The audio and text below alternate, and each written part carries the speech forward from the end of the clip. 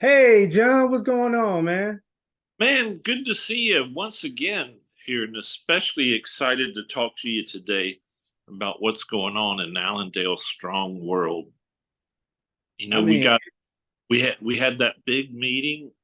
We didn't have it. NOCOG, Northwest Louisiana Council of Governments, held a big meeting recently, just a week ago, to talk about their routes and get public input. And so that was really an amazing experience to be a part of. That's the second time they've done that in the 8 years I've been involved with Allendale Strong. And so I think 2016 was the last time they took a look at all the routes. And they found out from the FHWA, Federal Highway Administration, said all for the interior routes that go through Allendale were 4F, which means they were not acceptable. Basically, they would not work as a route for an interstate. And as we learned recently, when we got a hold of some archival papers from the Patsman Civic Organization, a gentleman held on to all their paperwork, turned it over to us, and they'll all be in the archives out at LSUS soon. But the 1996 attempt to build a highway through Allendale died because all of the routes they had up for discussion were through Allendale, and all of them were illegal due to the 1965 Transportation Act, which has laws about you can't build through historic properties that are significantly historic. And Allendale's the oldest neighborhood, suburban neighborhood, just outside of Shreveport. And so you had a lot of history that happened there, including the Civil War fort Albert Sidney Johnson um, built to protect Shreveport from a possible invasion from the United States soldiers who might be coming along a water route from the west. They could roll cannons out of the fort and defend the city, which ultimately Shreveport was the last capital of the South of the Confederacy. So, very historic neighborhood. Also, can't build through densely African American neighborhoods. You can't pick out a select group of people and say, we're going to build highways through your neighborhood, but not through our neighborhood. So that is hard for some people to understand. I guess they feel like we've moved past racism in America. I don't think we have, but they don't understand why you can protect one class, one race of people, but it's not a coincidence that highways got built between white neighbors and black neighborhoods. You know, mhm. that was a pretty horrible way to treat people, and our city has suffered What, from that. yeah, what's funny is I'm reading a letter that that Roy Burrell wrote to Secretary Pete Buttigieg, right? Right, right, And his in one part of his letter, he acknowledges that interstates were built through um, minority neighborhoods, right? right. And one of the things he does, he makes sure he says black and not minority. And what we have to remember, and we talked about this in one of our in one of our podcasts, how redlining was for black neighborhoods, but yellow lining was for minority neighborhoods. And at the time these lines were marked, these marks were for Italian, Jewish, Right. and Asian neighborhoods, right? So here he talks about how um as the superhighways are built near and through marginalized and poor communities that many times have been historically neglected and devoid of community investment by government and private sector, the impact such as the project could actually catalyze community and economic employment activity and redevelop while eliminating property blight. Now, remember when Robert Moses first started building the interstates, his whole idea was to get rid of property blight. All right. So he is regurgitating the same words as Robert Moses. Yeah, that's very sad because I'm not sure if Commissioner Burrell, he was a state representative at one time, and he's now on the Caddo Parish Commission. I'm not sure if he understands exactly what he's talking about because he's spread a lot of misinformation, and that's part of what the Patsman Street Civic Club's papers all do is correct his version of the record. The highway was killed. It was a no build decision, and that came in 1996 because we have a letter from the Federal Highways Administration to then U.S. Senator John Breaux he had asked on behalf of the Patsman Civic Organization. Patsman's a street that actually runs through Allendale, and Patsman actually runs by the best historic site remains of a Civil War fort, Fort Albert Sidney Johnson, and they just pretended like they didn't learn anything in the 90s and started this over, that's really the waste, fraud, and abuse we all say we want to wipe out with the government. Is they pretend like they didn't learn anything in the 90s and started over with the same routes. And Pretty much. we argued them into add and build alternative 5, which is the loop. And it turns out that's mentioned in that FHWA letter to Senator Breaux, saying at the time it said, you guys, if this ever becomes necessary, implying it wasn't really necessary in the 90s, you might want to take a look at using the loop, which is already, there. So you could just upgrade it into an interstate, call it I-49, and problem solved. And nobody included it until we started griping, complaining, and saying, what if you use the loop? It's already there. And it would just need to be, spending money and be talking about improving it, upgrading it, filling potholes, and that sort of thing. So Commissioner Burrell argued vociferously that the highway would improve Allendale, which has been dying ever since they built I-20 through it. And you can go to our Allendale Strong Facebook page. I've posted plenty of videos of all of the dead buildings. They're just hollowed out, empty shells that were built before I-20 came through. And then when I-20 was built, it cut off the population that could walk to those stores.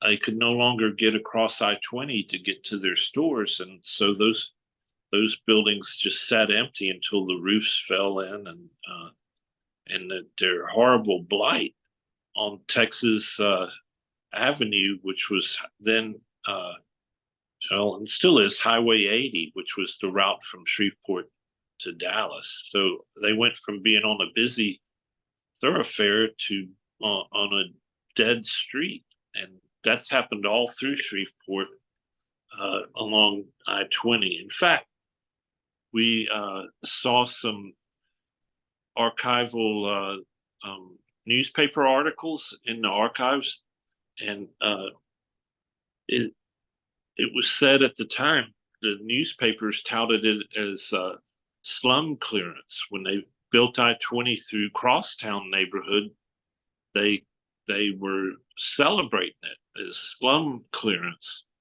But what they actually happened was it was a bad decision, because they moved a whole lot of poor people. Indeed, they moved them away from downtown Shreveport, but those folks were welcome to come shop on Saturdays. Now, they were poor Black people. They were allowed to go knock on the back door during weekdays, and they could buy some socks or something from those retail shops through the back door, but they couldn't come in and shop. That was the 50s and early 60s. And so that was, Saturdays were African American Day, if you will. And that was the day that the white people weren't downtown, and Blacks were welcome to walk into town, could come in a car if they owned one, and shop in all of those retail stores that were in downtown Shreveport. When they moved everybody out of Crosstown and built I-20 through there, that not only stopped the people who lived in Crosstown from coming downtown to shop, but the people who lived in Highland, who could walk downtown and shop, were no longer walking downtown on Saturdays and spending their paychecks. And when that happened, the retailers lost their Saturdays, and when you lose Saturdays in business, you're going to be out of business. So the retailers all started looking for new property in up and coming malls, around town, shopping centers, as they were called, before they built the indoor malls. And so that was the end of retail, and downtown started to empty out.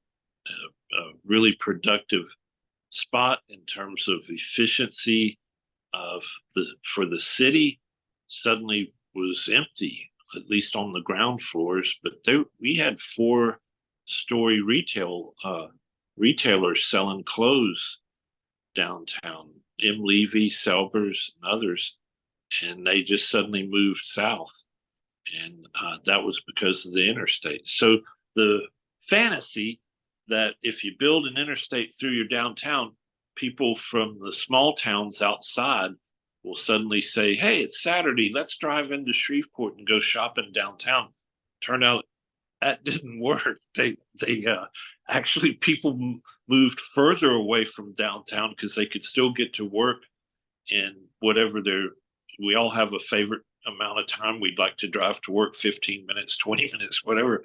So they just moved further away from town, which is less efficient for the city to serve with the utilities that we've all promised ourselves, the streets, the drainage, the garbage. And so it made it more expensive for the city and not more money in sales tax revenues or in property taxes, because the property values dove too. So it was really a bad call. And I think one of the things Allendale Strong has fought for has been a way to improve shopping in the inner city, to get people back to where they can walk to work or ride a bike or go shopping without having to get in a car, drive on an interstate for 20 minutes. And so those sort of things actually make life better for cities. They're much more efficient for cities too. So yeah, this changes.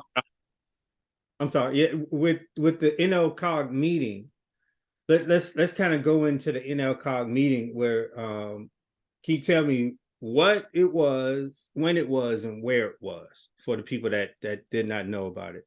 Okay, and a lot of people don't know this, but when you undertake to build a highway using federal dollars, you have to, through your city, an interstate through your city or anywhere, you have to follow what they call the NEPA process, the National Environmental Protection Act process. And part of that NEPA process is that once the Council of Governments and their agent, which it's always the same people, get these contracts, in this case, it's Provenance Engineering down in Baton Rouge, looked at it in the 90s, found out it was illegal, but I guess they forgot about that when they started looking at it again here in the 2012, right around 2012, they reopened this and didn't seem to remember that the routes, the interior routes through Allendale had been declared illegal. Or maybe they were hoping that something had changed and they wouldn't be declared illegal again. But as the multi-million-dollar study progressed, they got to the point where they're ready to take a look at the routes and get public input. So they've done a lot of the studies, and the alignments have been mapped out, and they've done some of the engineering work, and now it's time to see what do the people say.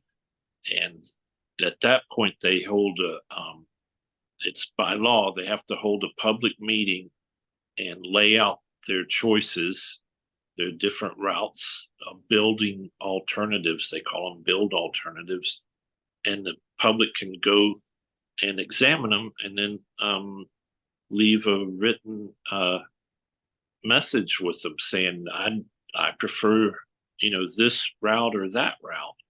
And so they finally hit that point. Once that meeting's accomplished, they then send everything off to Washington, D.C. and the state Department of Transportation, and then in the federal highway administration in D.C. for a final record of decision. And we've been there before. The record of decision in 96 was no build. So they brought it back to life to try again with the same basic routes. We talked them into adding the loop this time. It wasn't in there last time. And so we advocated for build alternative 5. Now, we would love to have a inner city business boulevard, which would slow traffic down instead of having it zip through really fast. What you really want to do is separate your to Shreveport traffic from your through Shreveport traffic. If they're going from Natchitoches on up to Texarkana, then you don't really need to build through your city. You want those folks to scoot right on around the city and not send all the noise and all of the diesel pollution, in the case of the trucks, into your environment. So that was what we were advocating for. And it was great to see the turnout we had in support of our idea, which is build alternative 5, the loop. That's what Texarkana does. A lot of cities where 49 actually terminates is in Kansas City, and it terminates right outside of the town, and then there's a loop around it, and it doesn't go any further as 49, but you can join other highways and get to Winnipeg. But it's nowhere near completion. It's not finished through Arkansas. There's just a lot of gaps in it. So we think it's a really good idea to loop it, as we were saying, and that would preserve our opportunity to rebuild Allendale and have that connectivity. Now, they weren't happy, so they added a new build alternative 3A, because 3 is 4 is illegal, 1 and 2 are illegal. So they tried a 3A, and that's going to go through brand new apartment complex that's been built for $25 million federal dollars to house folks. Going to go over some historic sites, like nationally recognized site. It's the old Shreveport Waterworks pumping station. It's the best example of that old style of pumping water to citizens, and it's very historic, and it's a museum now, and some other historic sites. Then it's still, NEPA environmental protection is going to be upset because it also cuts through the wetlands just like the other routes. So there's wetlands that are part of our water supply. Now, Roy Burrell, he's worried about crossing Cross Lake on the interstate bridge that's already built, but he's not worried about cutting through the wetlands, which feed into Cross Lake and all of the wildlife that's there in the wetlands and the water that we drink. So it can be very confusing. Yeah, To because if you think about it, Cross Lake has a railroad depot right next to Cross Lake. yeah, And there's with the chemical railroad, go ahead. cars carrying chemicals that make plastics.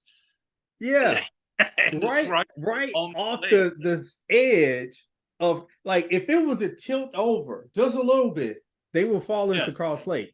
Now, yeah, I myself I don't like that the interstate crosses over into Cross Lake. I don't like that the railroad has a line, and KCS has a actual, I don't know if it's KCS anymore, I think it's like Canadian something, but they yeah, actually have a depot right there on the edge of Cross Lake. right. So I'm gonna tell you right now, I don't like that whole idea at all. But lo and behold, he doesn't care about all of that stuff going on, right? Like you Right. said, He but suddenly he'd got rather worried go through and destroy another one. and not worried about it falling into Allendale and all the children, the people that live under highways, or the You children know, alongside of them in their parents' homes. Yeah, he wasn't worried about the old people and the air pollution from all that diesel smoke pouring into your neighborhood. 1,500 feet on either side, you have of an interstate, you have higher incidences of female health issues with low birth weight babies and uh, maternal mortality given birth. You have higher incidences of lung and heart disease in old people, and also dementia goes yeah. up near highways. Within 1,500 feet, it just gets really high. And so Roy Burrell's not worried about those folks, but he was worried about Cross Lake, which a chemist told me actually, if just one truck falls in, eh, you know, there's such a volume of water that it would be easy to manage. It would a lot of it would evaporate really quickly, and then they can open up on both ends the dam and let fresh water in to dilute it even further while they're letting it go out and into the back into nature. So there's a lot of ways to manage it over the lake that we've been doing since the 80s. So it seemed like much about nothing, but It really is. It really is much about nothing. Now, let's get into this right here. The meeting has happened. We think we're in a good place right now. mhm. Okay, can you explain to the people what's next? What happens after this meeting? Like, what are the feds gonna do? What is, like? Yeah, let me just say, I was so proud of all the Allendale Strong people that got out, that turned out. Um, they also have been writing in emails and snail mail, but we had a great display of posters that we put up. This is just a funny story to me. So we put them out in the hall because we'd done our homework and found out it's okay to put up, to hold posters and to sort of lobby your points to people as they're going in and out, as long as you don't block the doors or the walkways. So we did, and we had some great including big blowups of the letter from the FHWA explaining to Senator Johnson, uh, Senator Bro, exactly why it was a no build in the 90s. So the state senator Beryl Peacock, who was there, went and complained and said he wanted all those posters and everything removed. And that just kind of is the attitude here, is always negative towards us. He wanted them removed because he said if he'd have known that they could have put up posters and displays, then they would have done it too, but they didn't know, so we shouldn't be allowed to. So that's the kind of ridiculous thing. Oh So my thanks. God. I'm not going to use her last name because I don't want Barrow Peacock over at her house. But thanks to Rebecca for organizing that. And there was just a whole lot of organization this time. We've been through this before and kind of know what we're doing. They've been through it before too, but they didn't learn anything. So now, on the 27th of October, the comment period closes. So everybody that's written in the emails to info at I-49 Shreveport.com, those will all be bundled up and shipped off to the government for review. And that's fantastic, because we've been focused really hard on stopping this highway through Allendale, because that's a disaster if that happens for the city, one, but also for Allendale and the people that live there that don't want to live under a highway and don't want the people who are houseless and using the highway for shelter living in their neighborhood either, just because a lot of times there's a accumulation of human filth underneath the highway, so you don't really want to walk through that to go downtown. And there's just all of the negatives with the vermin that live off of the food wrappers and that sort of thing. So we're pretty excited that we're going to come out victorious again.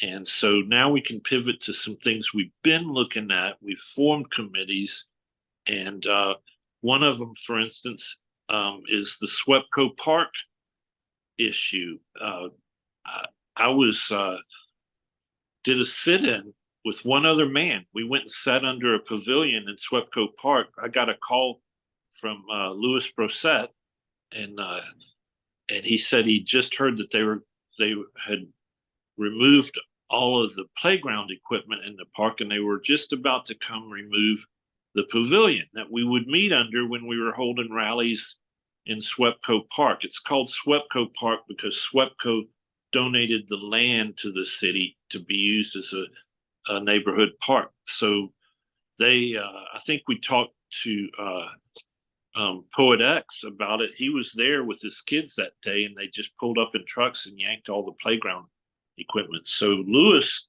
called me and said, "Hey, John, they're coming to take the pavilion down."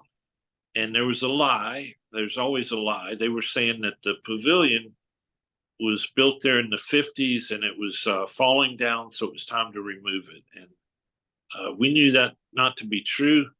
It was actually built during Cedric Glover, now hopefully a state senator, Cedric Glover, if he gets elected, but State Representative Cedric Glover's first term on the city council. He had the pavilion built in the 90s.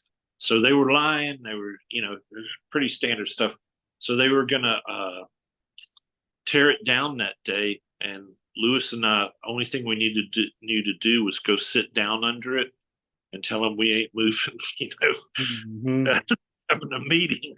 And so we held a pretty much a day-long meeting there, and they would send out a truck, and it'd be like, y'all sitting here? Yeah, we're having a meeting. And so we just held a meeting and called the media and told them what was going on. And then somebody, I forget who, organized a phone in, and everybody started calling the SPAR director, Shelley Ragel's office, and asking to speak to Shelley. So they tied up her phones. Denial of service. DOS. That's good. We call it cybersecurity world. Been over in trucks, and we just kept sitting there, And then people started bringing us food and hanging out with us.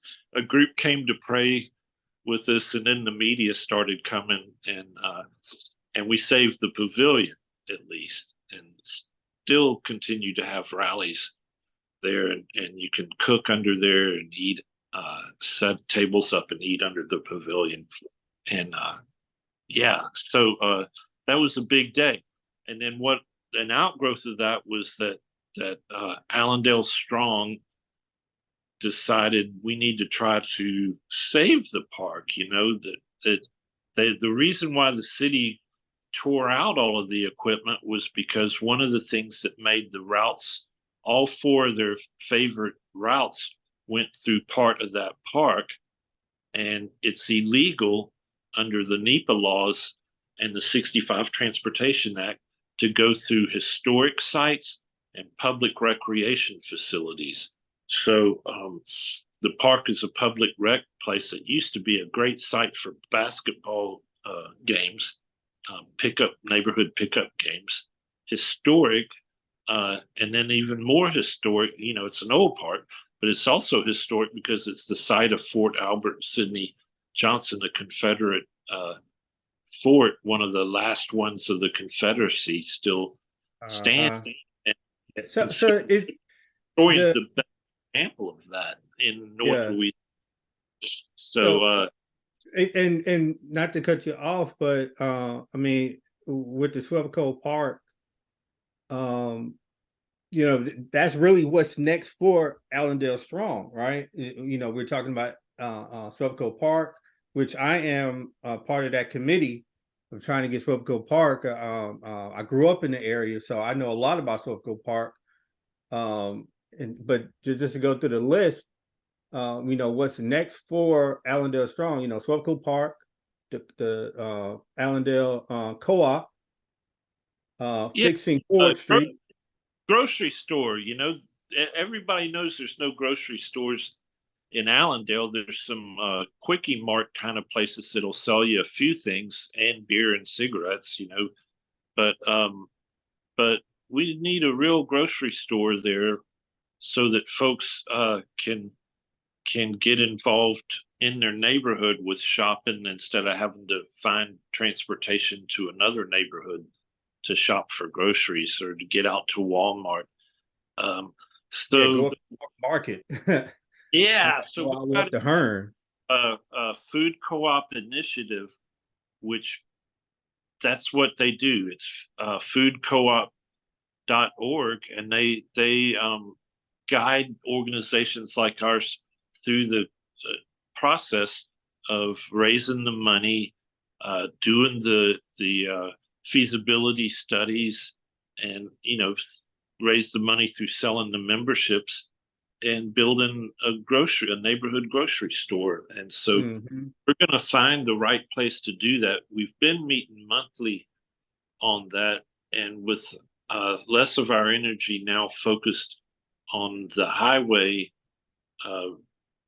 issue, we can focus on raising those monies, selling the memberships. It can be owned by everybody in the neighborhood, or it can be owned by citizens all over Shreveport that just want to be a part of a co-op, and owned by the employees. And co-ops are actually a really great form of business.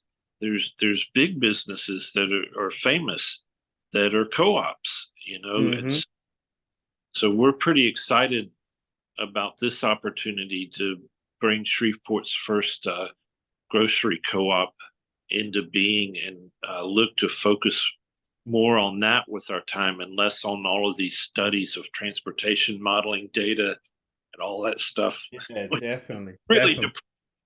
Stuff. I mean, we can't go too far off, because one of the things I did bring up was 4th Street. Now, 4th Street, everybody knows where 4th Street is. 4th Street goes right through Allendale, and it's probably one of the worst streets in Allendale. It is one of the worst streets in Allendale, but 4th Street is a state street, right? It like the state is in charge of that. It's a state highway, basically, and it narrows down and becomes, it slows down as it passes through the neighborhood, but it goes right along those railroad tracks out by the lake that you were talking about, and it comes into downtown Shreveport through Allendale. And it's I don't know the traffic count yet, but we'll get that. But it's fairly well traveled during business hours as people come in from West Shreveport into downtown Shreveport for work and business. And so it's in really poor condition. And that's been an ongoing question people ask on the Allendale Strong Facebook page. I love that conversation I've had over these years with the folks that follow that page. And one of the things they'll say is, why are you talking about building a new highway interstate through Allendale when you can't afford to fix Ford Street. And so, you know, But you talked to somebody about it. You actually talked to somebody yeah, about it. How about that? last COG meeting, Northwest Louisiana Council of Governments, our new temporary um, state director the of Louisiana Department of Transportation and Development was in town to present this alternative 3A and set up the meetings that we just talked about. He was there. Mr. North, who's our regional director, is on the board, and he's the regional Department of Transportation director for Northwest Louisiana, was there. And our mayor was there. Tom Arsenault is also on the board. So I thought, well, I think I'll just ask, why, since so many people have asked the page, just why aren't we worried about Ford Street? I said, when can we fix Ford Street and get it straightened out? It's very uneven. There's some vines hanging down from a line across the road that are so overgrown you can't see the stoplight until you're right up under them. And it's just horrible. A street, the most forgotten street in Shreveport, maybe. They're probably worse. But in a town that doesn't take good care of the streets, this is definitely one of them. And it enjoys state and I think parish money. So I asked, it was an open forum. I said, Mr. North, why can't we get Ford Street fixed? Is it a project that's even on the books, on the calendar for the next year or two? And he's a great man. I really like him. And he just tells it like it is. He says, well, we're not going to fix Ford Street until Shreveport fixes the water and sewer pipes underneath it, because they're leaking. And that's what's causing the street to sort of sink and break up. And so there's no point in us going in there and laying a new street down and without fixing that problem. And you wouldn't want us to then go back and open it up again so that the city could fix the pipes. So let's do it right and fix the pipes first, and then we'll do it.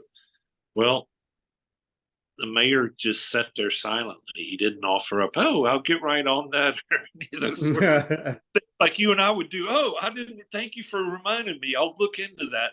He just quietly sat there and took his notes. So there's no word on when it can, but I think we can turn our attention to Ford Street and get that fixed before they'll even have a record of decision out of DC on building I-49 through Allendale. So that's just, something we're good at is calling attention to problems. So after next Friday, as we're recording this, after the 27th of October, I think we're going to turn our attention to some local issues that we can really focus on. The parks one, and a little bit about, you've been meeting with those folks. Are you guys talking about a total redesign, right? A modernization? Yeah. We're talking about land. Yeah, one of the biggest things that we're talking about was SWEPCO Park.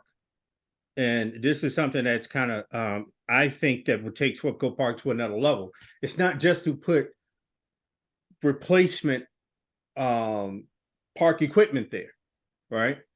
As I awesome think that would be, because the kids could come play. I mean, Yeah. they just didn't put anything back. I think we should put accessibility equipment there. Equipment for kids that can't go to just Mount Moriah, right? Because Mount Moriah Park is right up the street, right? So with my idea, and I'm thinking, last week we talked to Greg Powell, and he talked about trails, right? Turning old railroad tracks into trails. My idea is to turn SWEPCO Park not only to just another park in the city, but into a park for accessibility and a park that connects SWEPCO Park to 12 Mile Bayou via a nature trail, right? Right. And I believe that right there will take SWEPCO Park to being probably one of the best parks in Shreveport, right? Rivaling other parks around the city and probably around the parish, right? Even in Bossier Parish, an accessibility playground. Also, with nature trails that connect you to probably one of the prettiest, bayous in the area, 12 Mile Bayou, right? Sure. And it why not look into connecting Mount Moriah via a trail on the edge of Patsman, right there where Patsman and SWEPCO Park, and it goes down and it comes around, and you just take that trail right into 12 Mile Bayou. Then you take the trail right back through SWEPCO Park, and it's one big loop where if I, like me and my wife, we always going to different parks in the area here in the Atlanta area, Right. and we walk the nature trails. It is beautiful right now. The weather is beautiful. The trees are beautiful. The trees are turning colors. Why can't Allendale have that? So that is what we're talking about. I'm not going to go very long-winded on that, but that is what we're talking about as far as SWEPCO Park is turning into probably one of the best parks in Shreveport. And we will be, we started soliciting some donors, probably one of the biggest donor right now, SWEPCO. So look out for that. They're excited about that. Well, that's Yeah. kind of kids when we all know that we're in a huge drain of people. They're just moving out of Shreveport as fast as they graduate high school. They don't come back. And you're kind of an example of that. So there's one of the things that's attractive to people is a city with value where you want to go live because they got great parks and they got other great opportunities. And we just don't really have a, a really nice trail system here at Yeah. all. I Been mean, talking think to Denver, where your son is at, right? Yeah, right. They're It's known for amazing. their nature trail. Yeah, you can just drive, park your car, and get off and walk, and it's amazing experience. And the rails to trails, we've got the old rail bridges here that aren't used anymore, and they are perfect for rails to trails. And There the you federal go. in and help you with that. So I don't know why Shreveport focuses on something ugly and horrific like I-49 through a neighborhood, but can't get those same people to focus on beautifying Shreveport. They call themselves the Committee of 100, and it pretends to be an elite group of wealthy people, business owners in Shreveport, and yet their whole focus seemed to be getting interstate through here the last few years, and they were mean about it to us, not at all understanding. They were like, "Well, we'll help y'all move. If you get out of the way, we'll come over and help." Yeah. I mean, and one of the We like this neighborhood. We don't want to move. So yeah. yeah, Think about one of the biggest things that we always bring up about this whole thing, and I think this is where we can start to close out this podcast, is the whole financial part of it doesn't make sense. We have streets that need to be fixed all throughout the parishes, right? right. Yeah, From Webster to Caddo to Bossier, we need roads fixed, bridges fixed. Billions of dollars of that money need to be going to fixing these bridges and fixing these roads.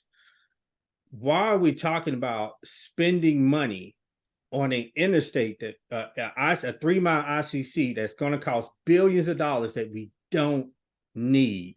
We need to be fixing I-220, 3132, Jim and Davis Bridge, and other bridges in the three parishes. We should not be right. thinking about building unneeded I-49 ICC, right? Let's fix our road. Let's at least get our roads in the state of Louisiana out of the bottom 50. Yeah, leading to the bottom.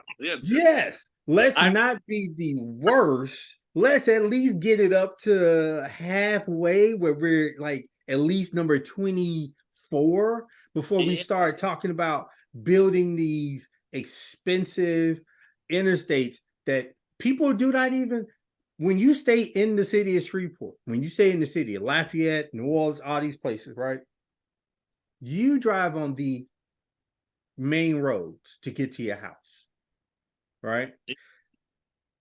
Though we have the worst streets, you know, so let's fix that first before we start trying. It's just like, I think you brought up this analogy.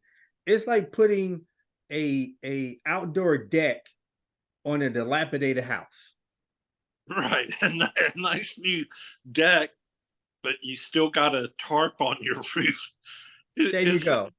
Take the insurance money when the hail destroys our roof and build a above ground pool in the backyard or something with that money, because all the neighbors will be impressed. They'll all want to come over. There you go. They'll be impressed. They all come over. A tarp on the roof, which is water out forever.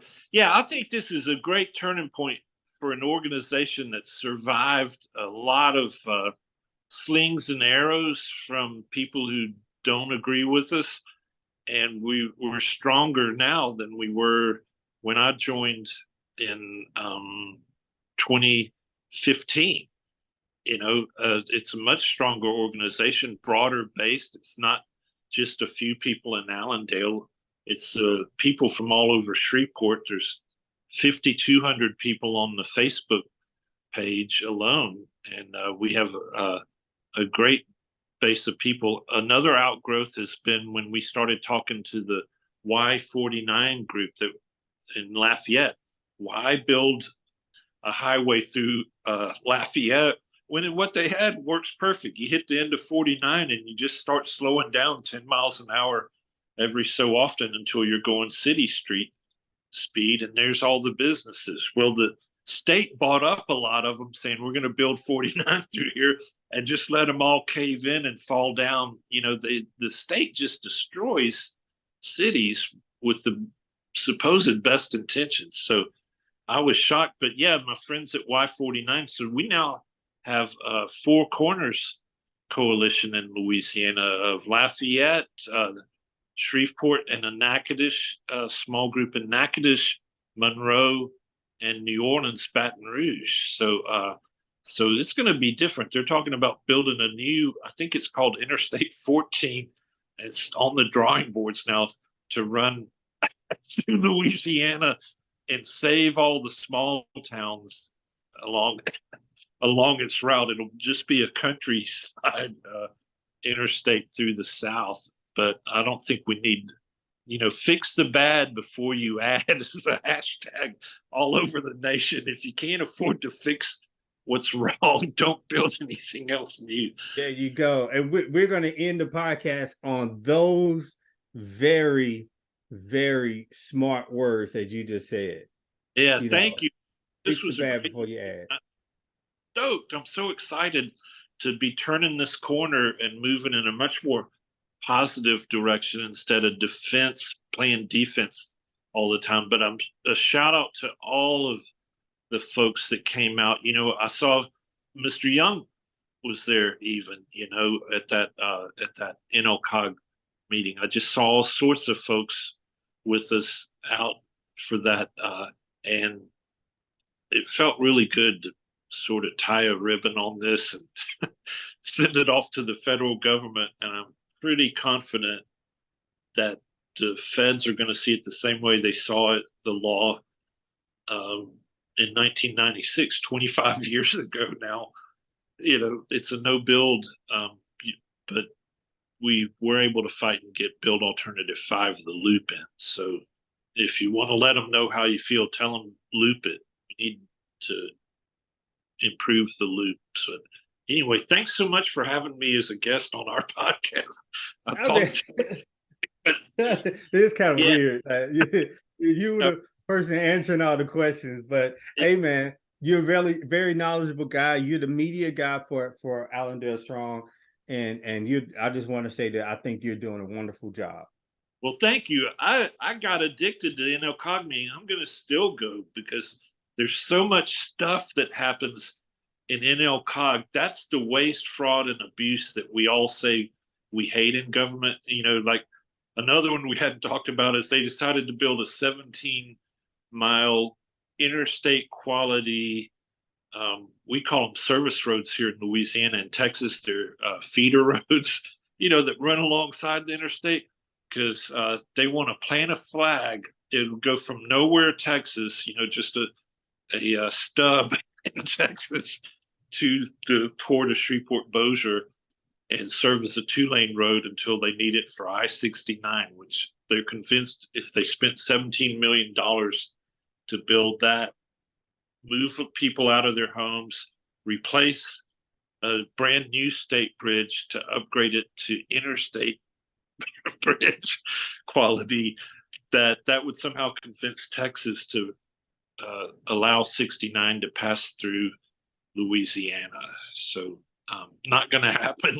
But that's the way they do things here. Then you wonder why they can't fix Ford Street in Allendale. I know, right? Yeah, it's very. This has been great. I'm super excited about the future of Allendale and our all our friends in Allendale Strong. It's a very exciting pivot as we go into the future. Thanks for anytime, John, anytime. So I'm gonna say this to everybody that's listening and watching on YouTube. Thank you for coming out and listening to me and John ramble about the NLCOG meeting. I'm so happy that you guys are here listening to us. Your support has get the word out about the things that we're trying to do. Please hit us up at the allendalestrong.org website where you can find out more about the things that we discussed here, the co-op, SWEPCO Park, and we're going to start adding more info about Ford Street. And we're also going to start talking about more home ownership in the future. So let's start coalescing around that. So when this decision comes back, not only will we be already ahead of the curve and getting these other things done, we won't be waiting on that decision. We're just going to go full speed ahead. So thank you for supporting us. Go and check out the podcast. Make sure you listen to us and watch us on YouTube. Make sure you subscribe and follow us on all of the social media, on Facebook, on here on YouTube, also on Instagram and Twitter. Make sure you look out for Friends of Allendale Strong on the Facebook page, where the maestro himself, Mr. John Perkins, is out there putting out great information for everybody to feed on. But thank you, everyone, and have a blessed day.